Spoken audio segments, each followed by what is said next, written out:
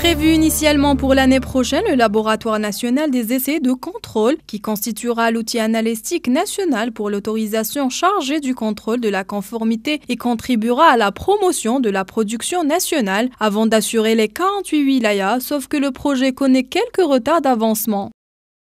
Il est anormal, je l'ai dit.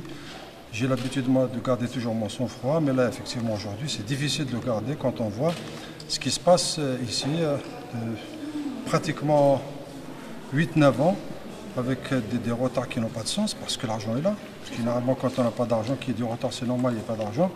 L'argent est là.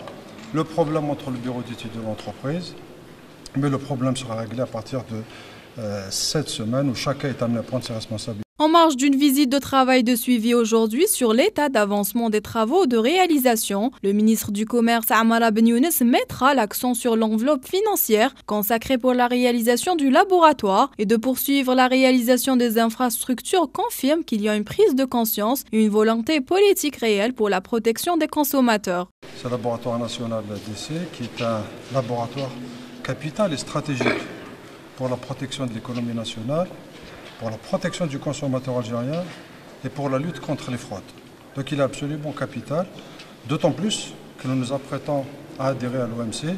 Donc c'est un laboratoire fondamental pour la protection de l'économie nationale.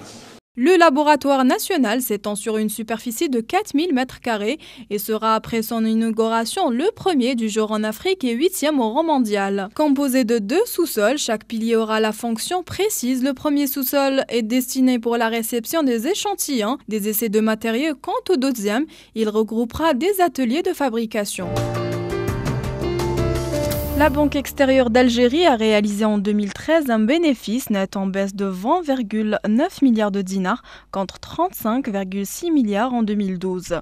L'Assemblée générale a décidé d'effectuer 5% du bénéfice net aux réserves légales, soit 1,4 milliard de dinars, 15 milliards de dinars aux dividendes et 4,8 milliards de dinars aux réserves facultatives. En 2013, la banque a augmenté son capital de 100 milliards de dinars pour se positionner grâce à l'évolution positive et régulière de son capital qui est passé de 24 milliards de dinars en 2005 à 75 milliards de dinars en 2012, comme une banque augmentée parmi les systèmes bancaires internationaux. Ces différentes augmentations du capital se sont réalisées exclusivement par une coopération d'une partie du bénéfice émergent par la banque Revelton au niveau de la banque. Deuxième plus grande banque en Afrique du Nord, 8e sur le continent africain, la BEA est en présente à l'international à travers plusieurs filiales à participation en Europe, aux Émirats arabes unis et au Luxembourg.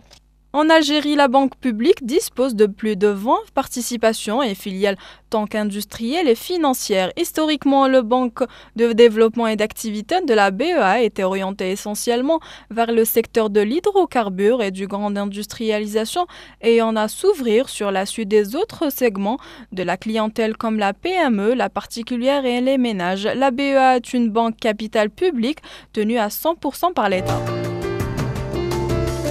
L'autorisation de régulation de la Poste des télécommunications a décidé d'appliquer une numérisation numérique en matière de téléphonie mobile de 3e génération, mettant ainsi fin à la solution transitoire appliquée depuis décembre dernier, en permettant jusqu'à présent aux opérateurs de proposer leurs abonnés une puce comprenant les 2 numéros GSM et 3G. Désormais, selon la RPT, les abonnés disposent de 2 numéros GSM et 3G pour une même carte, sont tenus d'opter soit pour une seule des 2 numéros, soit pour la conservation des 2 numéros sur les 2 SIM distingués et séparés. L'autorisation des régulations invoquée par ailleurs les cadres législatifs et réglementaires régissant l'attribution des licences qui disposent un caractère spécifique à chaque licence selon les types des réseaux exploités et les technologies sous-jaquettes utilisées. Pour ce faire, la RPT a mis en œuvre une solution permettant la séparation effective des revenus encadrés par chacun des licences GSM et 3G et facilitant la distinction sans contester le flux des télécommunications et donc le flux des revenus gérés par la 3G et ceux introduits par le GSM. Les opérateurs de téléphonie mobile 3G seront autorisés à proposer aux usagers qui expriment le souhait d'une carte SIM comportant les 2 numéros d'appel GSM et 3G, à condition de mettre en place un mécanisme sur les réseaux permettant d'associer les 2 services, y compris en matière de facturisation.